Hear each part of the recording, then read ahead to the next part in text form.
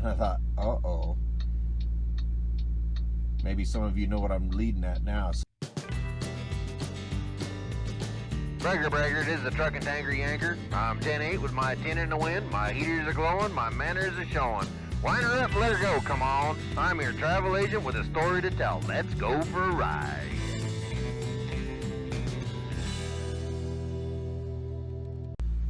Hey, how's it going? It's Truck and Tanker Yanker, and I am here on the side of the road. Actually, I'm on an off-ramp on the side of the road, and I'm broke down right at this moment.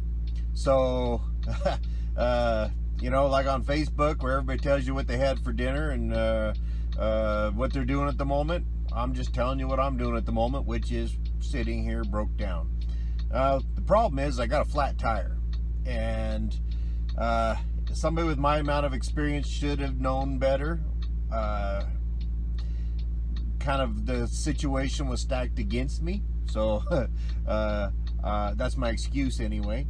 I started out this morning before daylight.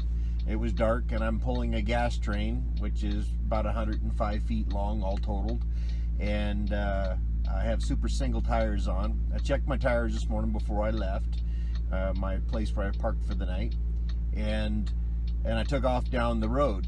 Well, I'm loaded fairly heavy. I'm not as heavy as I usually am when I'm pulling a gas train, and that's because of the state I'm driving through and the limits and stuff like that. So I probably weigh somewhere in the neighborhood of 116 to 117,000 pounds as my gross weight. And I have a fairly powerful truck. And generally speaking, if I can't see my tires in the dark, and I drove through some ice last night, that was for roughly about 100 miles or so, and so you tend to build up moisture in your wheels and brake drums and stuff like that, and so in that situation, I set my brakes overnight, and so in the morning when I release my brakes, I'm always real cognizant to make sure that all my brakes are released. But just a conjunction of strange events. Where I was parked, I had to make a hard right-hand turn, go up a fairly steep embankment at the truck stop I was at, and make a left turn at the top of it. I had to do it all in one fell swoop smoothly. As heavy as I am, I did not want to start out on that very steep embankment. That was it was paved, but it was fairly steep.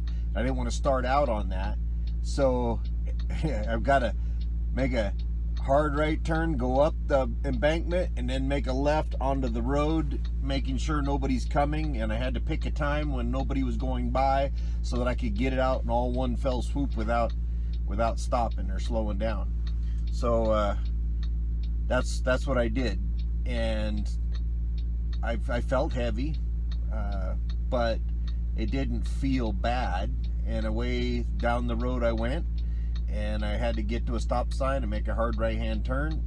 Made my turn, got up onto the interstate, and it was kind of uphill out of the truck stop all the way. But as I was going, I saw in my mirror, I saw sparks, and I didn't know what the sparks were from. So I hit the shoulder of the interstate, and I went back and looked, and I could not figure out what was going on. My tire wasn't hot. I checked all the tires in the back end. It was my pup trailer at the very end of my pup trailer. I got 4 axles on my pup trailer, and it was the near the end last axle on the right hand side, on the off side, would be over there to me. And I went back there to look, and I felt the hub.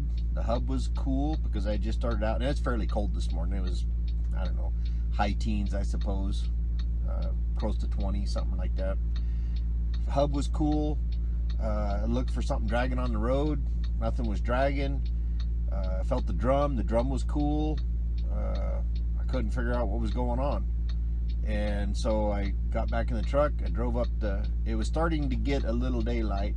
I looked in my mirror again, and I could see what looked like little puffs of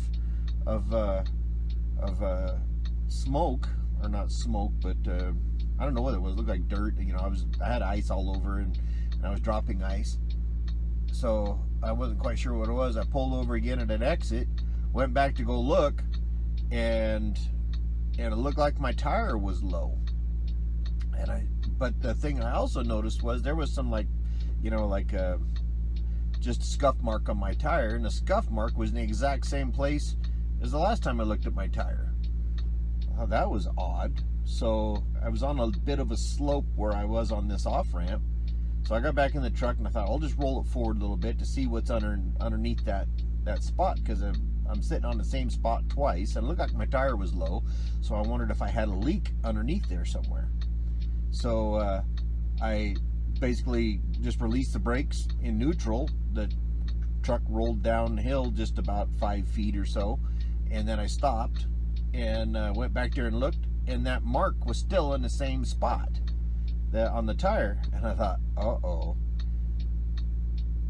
maybe some of you know what I'm leading at now. So anyway, I went up I got a hammer, and I went back there and I beat on my brake drum, and sure enough, it sounded like the brake was frozen to the drum, and only took about 2 hits with a 2-pound hammer and it freed the brake up from the drum. And then I rolled forward another 5 feet, and then I could see that I had basically drug off a tire. I drug a tire to the point where it had gone down to the sparks that I saw was that the cords, the belts, the steel belts in radial tires had been dragging on the road, and it had wore just a little hole in the bottom of the tire. It didn't blow the tire off, just wore all the way down to a hole. So that's what happened.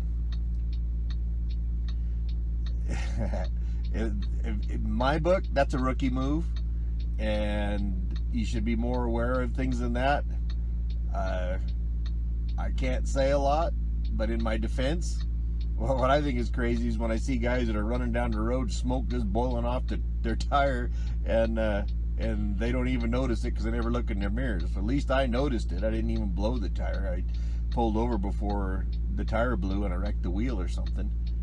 But there isn't any way I could have seen it. You know, I remember looking back in my mirror, because I do that all on a constant basis. I mean, this is one thing.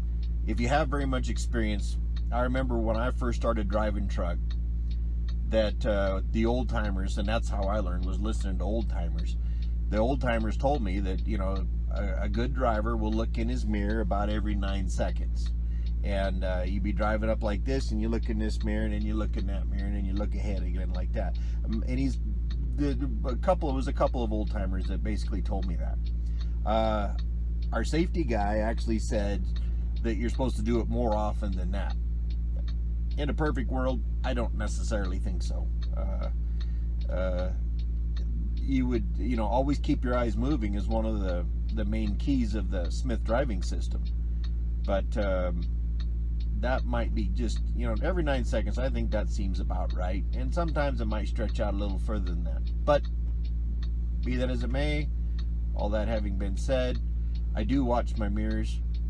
And I had looked, usually when you go under street lights, and especially if you're turning in a corner and it's on your off side, because that's the harder side to see, I always look in my mirror just to look down my trailers, because I got 2 trailers that are quite long, and I always look just to see what's going on back there. And the few times that I did that, I did not notice that tire was locked up. I didn't feel it. You know, my truck is fairly powerful. It's a 500 horse motor with 1,850 pounds of torque. Got an 18-speed transmission. It pulls good. It's a good pulling truck. I didn't feel it. Normally you can feel it. You'd be like going slow. But usually I have more than just one brake drum froze too. When you have froze up brake drums, and then you can really feel it. But it rolled by itself in neutral. Yeah, it was crazy. But, you know, I should have paid better attention. You know, and that'll be, and usually come wintertime like this, you gotta pay close attention. It's just one of those things. If you don't pay attention, it's liable to, you know, that's a $500 tire. And the company has to buy it, and I'm down for probably a minimum of 4 hours today waiting for a tire to come out to me, because the, you know, small towns where I'm at currently don't have a tire that size to replace it. So they they're going to have to bring one from my junkyard, which is, it's going to be a total of 4+ hours of sitting here waiting for the tire to get down here, and then we'll be changing it and that type of thing. So anyway, just wanted to tell you where I'm at and what I'm doing right now, because this is a truck driver story, and maybe not always on the bright side. Right now it doesn't feel like it's a good story, but it is what's happening, and it is what's real, and this is what we got to deal with out here. And a lot of guys that come out of a truck stop first thing in the morning and have the brakes froze up, they'll just drag their tires off until they blow, and then I've seen guys drag them on the wheel then for a while until the wheel was all wore off, and then they got the drum on the ground. It can get really stinking messy. I've seen some pretty messy situations. I've seen guys hook up a set of trailers, short trailers, dry vans. I've seen one guy hook one up at the dock, and you could see the skid mark going from the dock all the way out to the guard shack where he checked out the gate, and drug it down the road, and he blew his tires about less than a mile down the road is where the tires blew. But he didn't even check it right there in the yard underneath all the street lamps, where he could have wiggled his wagons and been able to see in what was moving and what's not. And that's always generally the kind of thing you want to do, is drive underneath the street light and wiggle your wagon, just kind of go like this a little bit so you can see in your mirror your back trailer and that type of thing.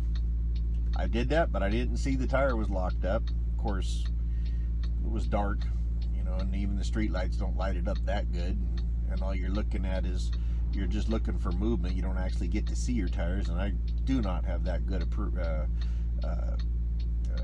what do they call that vision, when the difference between 2 points, like that, any depth perception. So anyway, that's what it is. Hey, if you want to hear other real life stories from the truck and tanker yanker, stay tuned. Subscribe, hit the subscribe button, and hit the bell, and give me a thumbs up, and we'll be telling you more stories that are family friendly, and some of them are good, and some of them are funny, and some of them are like this, just not such a great situation. Not one I'm happy about anyway, especially since it could have been prevented in the situation I was in. Not sure how I could have prevented it, but shoulda, woulda, coulda, right? Anyway, take her easy and keep the shiny side up and the dirty side on the bottom. That's for a fact. And look a little further ahead than your hood ornament, and don't be a bumper sticker. This is a truck and tanker yanker. We gone.